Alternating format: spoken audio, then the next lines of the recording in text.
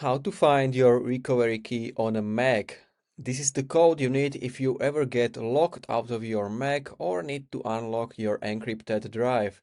The option is hidden inside FileVault settings, so most people don't know where to look. So let me show you how to find it.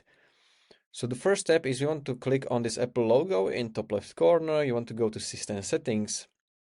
After that, and now if you are in the System Settings, we want to go to privacy and security. And now if you scroll to the bottom, you will find FileVault. And if it is turned off, then no recovery key exists for this Mac. So firstly, what you have to do, you want to turn this on. Now you have to type your password.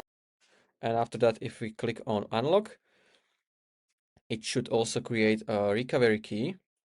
But firstly, it's going to encrypt. And now it's just going to show you write down your recovery key. So if you ever forgot your password, you can reset it by entering this key, write this key down and store it in a safe place. So make sure you have your key saved, then you can click on done. And you can also find it over here. So it's going to show you recovery key and you can click on show and then you will enter your password and you will find it. You can also find it as well in the password settings. So if you go to Finder and you will type like basically passwords and you will open this. From here you can see your MacBook model. So currently I have MacBook Air, but you can see MacBook Pro or whatever MacBook you have.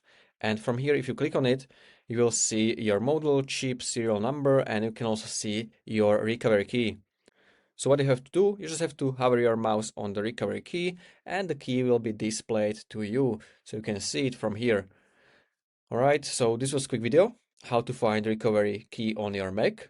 And if you found this video helpful, consider subscribing for more tutorials like this one.